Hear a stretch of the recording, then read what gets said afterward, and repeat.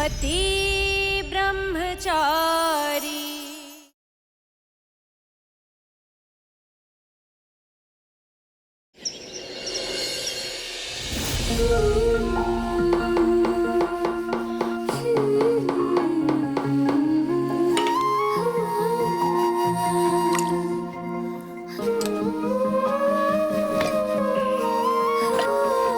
अरे चीनी और चाय पत्ती कहाँ है?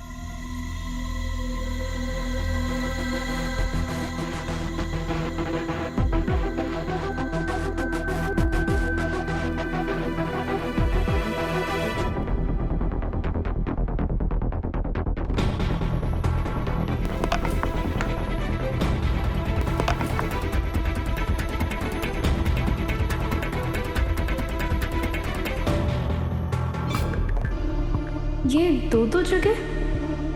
खुशबू भाभी। हाँ आयशा भाभी, रसोई में हर चीज के दो दो डिब्बे क्यों हैं? अब ये डब्बे, हाँ जो पुराने वाले डब्बे हैं ना, इसमें सारी एक्सपायर्ड चीजें हैं खराब। भाभी फिर ये यहाँ क्यों रखना? इन्हें फेंक देना चाहिए ना।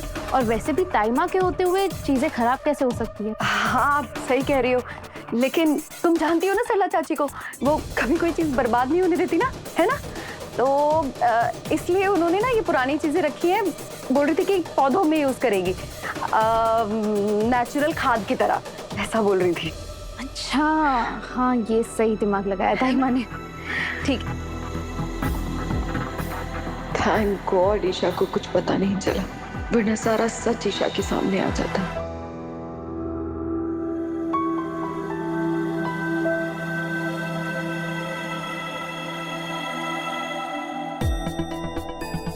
सब सेट है ना बंटे? जी भैया, सबको समझा दो कि अगले 24 घंटे में मोहल्ले में कोई भी दादा भाई का नाम नहीं ले रहा है। वैसे भैया 24 घंटे के बाद आपकी सच्चाई ईशा भाभी से नहीं छुप पाएगी, इसलिए आप ये 24 घंटे ईशा भाभी के साथ अच्छे से बिताना चाहते हैं ना? हाँ बंटे, ईशा जी के सच्चे प्रेम के साथ, सच्चे एहसास के साथ और उनके सच्चे मुस्कान के साथ जीना चाहता हूँ, क्योंकि अगले 24 घंटे बाद ये सब कुछ बदल जाएगा। सूरज 2 मिनट।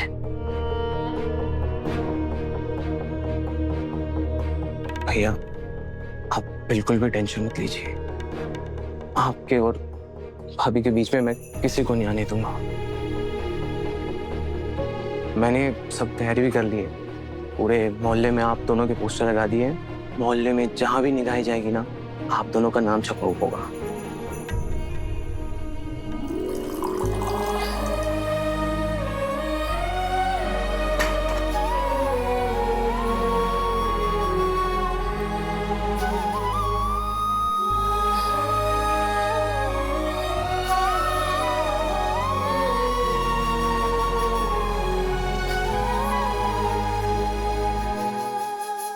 अपनी पत्नी के हाथों की बनी चाय पियो पति ब्रह्मचारी जी।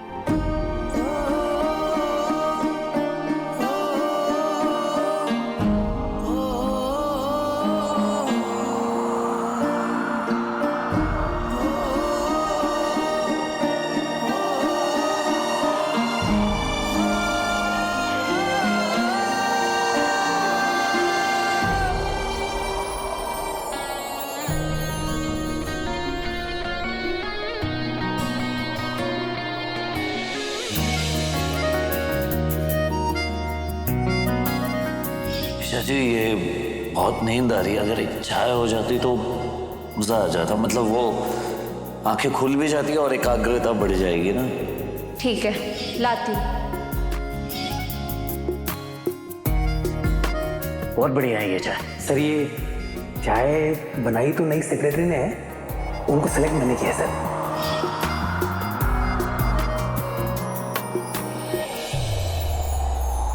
तू कहाँ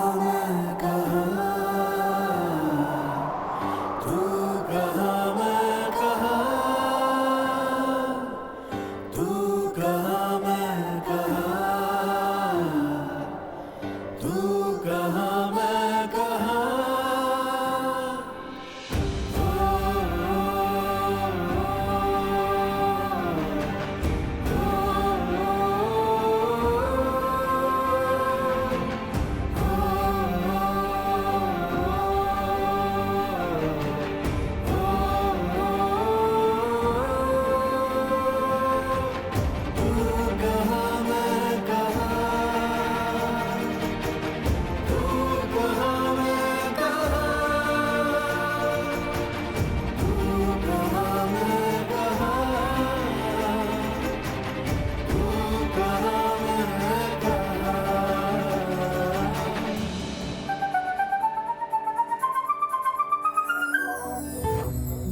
देवर जी और छोई मुई जी देखो ना एक दूसरे में कितने खोए हुए और स्टैचू बन गए। सच्चे प्यार का ना जादू ही ऐसा होता है, एक दूसरे के अलावा और कोई ख्याल ही नहीं रहता है। भगवान करे ईशा और सूरज जी कभी एक दूसरे से ना रूठें। इन दोनों को देखकर लगता है कि प्यार कितनी प्यारी चीज है।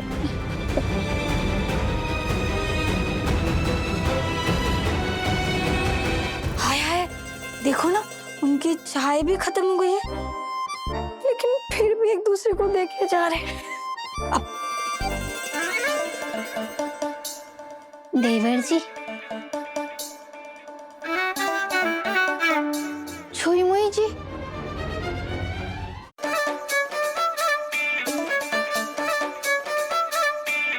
देवर जी, छुई मुई जी।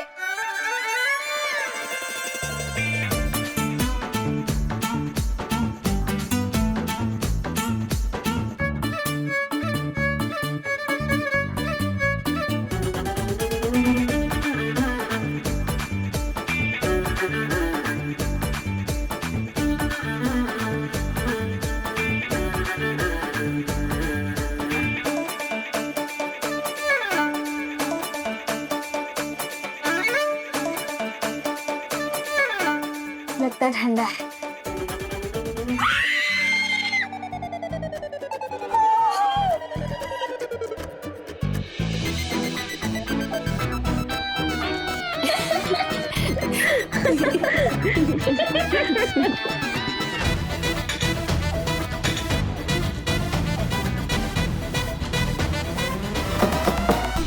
कहाँ है पेशेंट?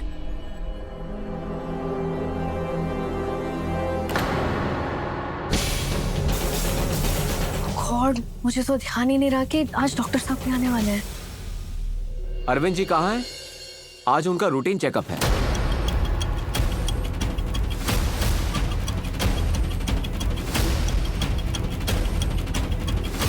पापा जी का रूटीन चेकअप?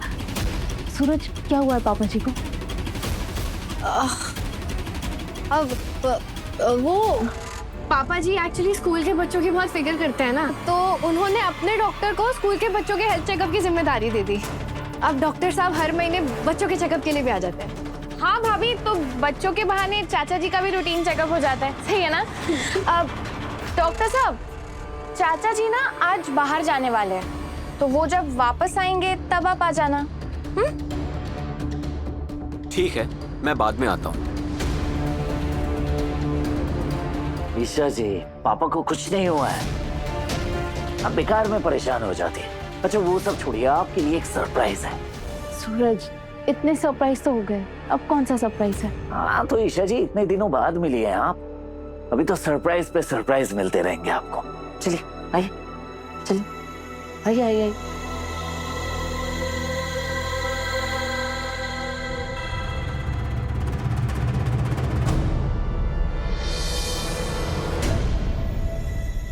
बंटी भैया, आपने जो जो सामान मंगाया था सब आ गया। ठीक है, काम पे लग जाओ। और हाँ, कोई गड़बड़ नहीं होनी चाहिए। और हाँ, भैया का ऑर्डर है कि जब तक पूजा नहीं हो जाती तब तक कोई मारपीट, कोई झगड़ा, कुछ नहीं।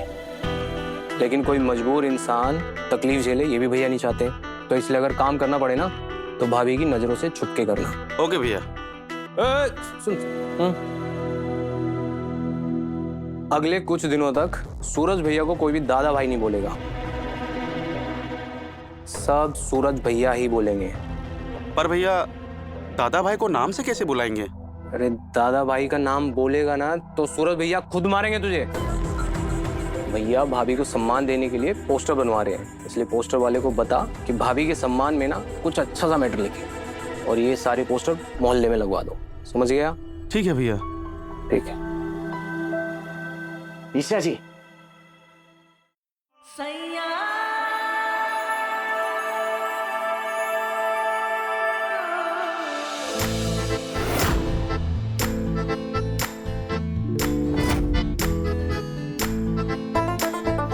ये क्या है सूरज?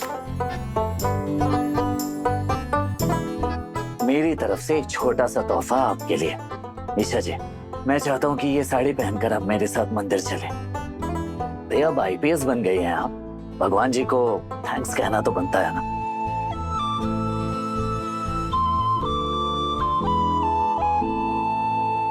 कितना डरते हो मुझसे? डोंट वरी, कुछ नहीं करूंगी।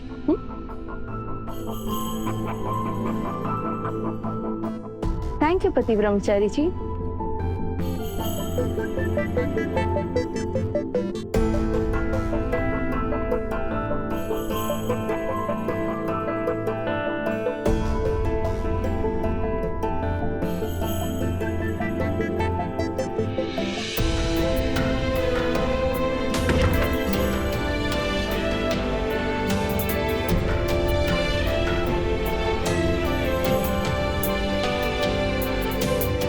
मेरा प्यारा पति ब्रह्मचारी, मैं ईशा जी के साथ अपने बेस्ट पलों को जीना चाहता हूँ।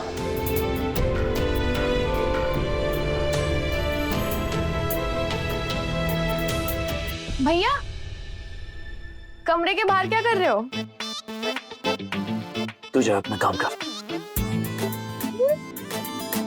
सब समझ रही हूँ। वैसे तो आप किसी की सुनते नहीं हो, पर जब से ईशा भाभी आई है उनके पीछे पीछे घूमे जा रहे हो। एक मिनट। ईशा भाभी, ऐसा क्या जादू कर दिया आपने मेरे सूरज भैया पर? मैंने तो बस ढेर सारा प्यार किया है तुम्हारे भैया से और वो दीवाने हो गए। लट्टू ब्रह्मचारी।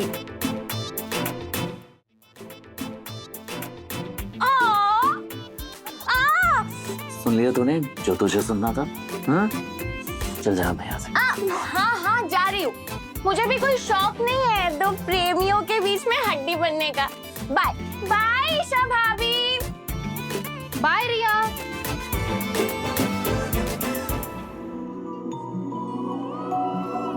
तू ना जरा सा भी मेरी तरह, ना कहीं से मैं तेरी तरह।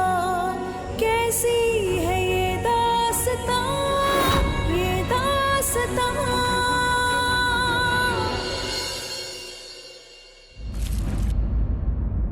पकी चाय को कितना पकाओगी मम्मी? फट्टी से उतारो ना इसे। चाय को तो उतार लूंगी पूरन, लेकिन जो झूठ मैंने ईशा से बोला है उसका बोझ अपने मन से कैसे उतारूंगी? वो बेचारी देवर जी से मिलने के लिए तड़प रही है और मैं सूरज की वजह से सच को छुपा रही हूँ। मम्मी आपको पता है सूरज से ना नाराज मैं भी हूँ, लेकिन ईशा ने हमारे परिवार के लिए बहुत कुछ किया। थोड़ी देर के लिए ही सही, लेकिन जो खुशियां उसे मिल रही है ना मम्मी, उस पर उसका हक है। इसीलिए तो चुप हूं मैं। जा, तू देवर जी को लेकर आ, और हाँ याद रहे ईशा ना देख पाए। जा।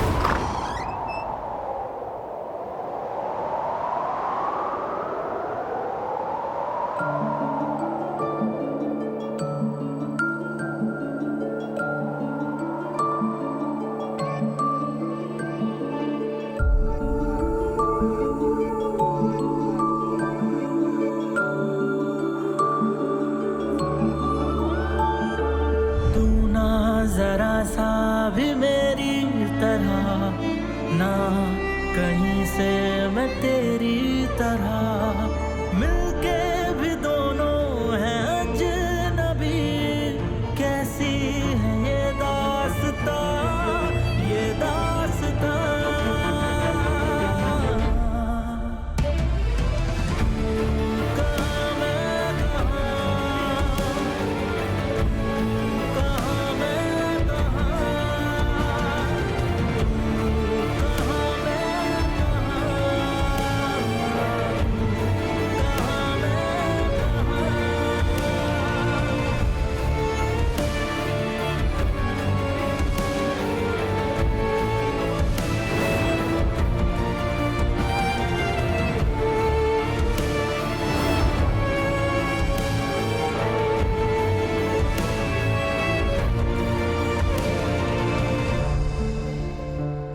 ईशा जी, जरूर मेरे कुछ अच्छे कर्म रहे होंगे जो भगवान जी ने आपको मेरी पत्नी बनाया और आपने मेरी बर्बाद जिंदगी संवार दी।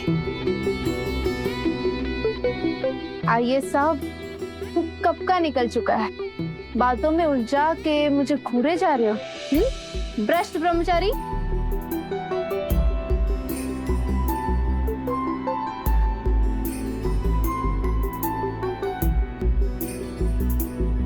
पूजा अभी हुई नहीं है, तब तक सब्र करो। पूरे 1 साल तक आपकी झलक तक नहीं देख पाया। आपको पता है कितना मुश्किल था मेरे लिए जीना। अच्छा जी।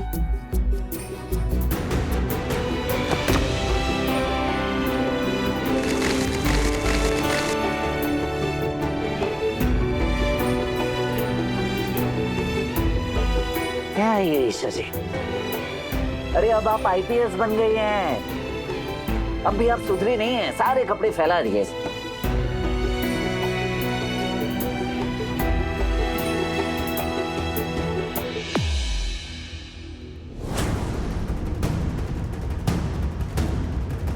ये सूरज के कबर्ड में गन?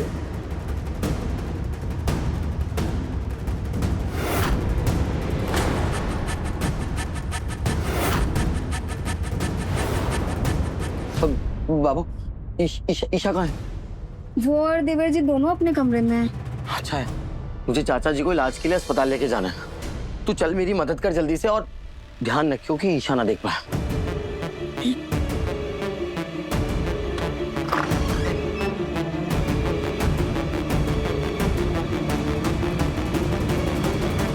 सूरज, ये क्या है? ईशा जी, मैं एक IAS ऑफिसर हूँ और ये मुझे। सूरज, IAS ऑफिसर को गन इशू नहीं होती है। फिर ये गन तुम्हारे पास यहाँ क्या कर रही है?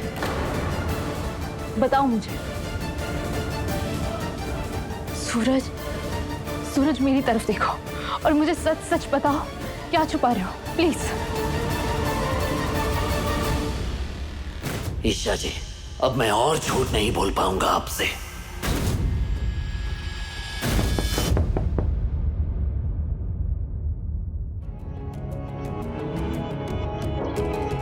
ईशा, सूरज जी भी एक IAS ऑफिसर है।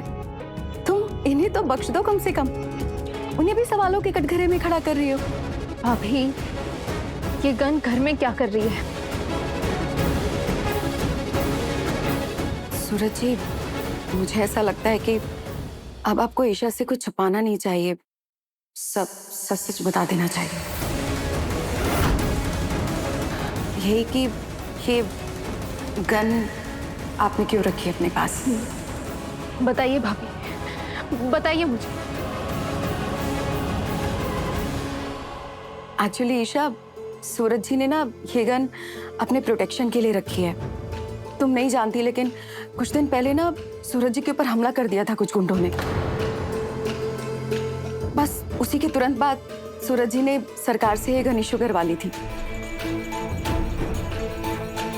और अगर तुम्हें इसका प्रूफ चाहिए तो अब मेरे पास है, मैं दिखाऊं? एक सेकंड। ये देखो, लाइसेंस है इसका हमारे पास।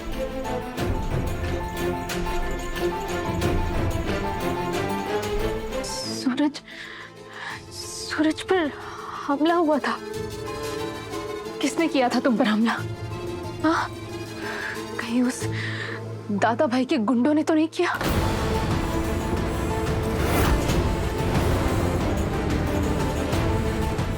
समझ गई, वही है जो सूरज से दुश्मनी निकाल रहा है। पर अब मेरे सूरज के करीब आने से पहले हर तूफान को मुझसे टकराना होगा। छोड़ूंगी नहीं उस दादा भाई को। ड्यूटी ज्वाइन करते ही सबसे पहले उसे अंदर करूंगी।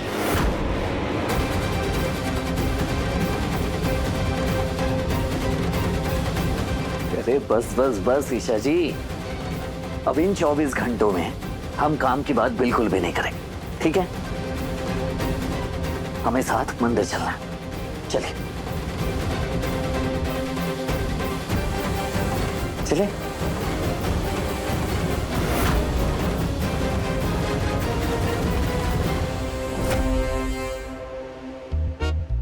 अच्छा लगा देखकर कि अब तुम मंदिर जाने में नखरे नहीं करते। जिसे भगवान में विश्वास रखने वाली प्यारी पत्नी मिल जाए, उस इंसान का बदलना तो तय है ईशा जी। बदल तो तुम गए हो सूरज, वरना बात बात पर मुझसे झगड़ते थे, अब हर बात का क्रेडिट मुझे देते हो, मेरे क्यूट पति ब्रह्मचारी।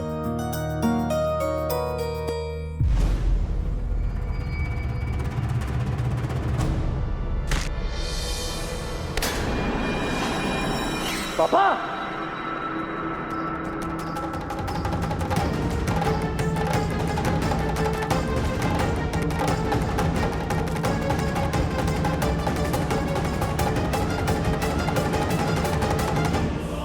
पापा जी,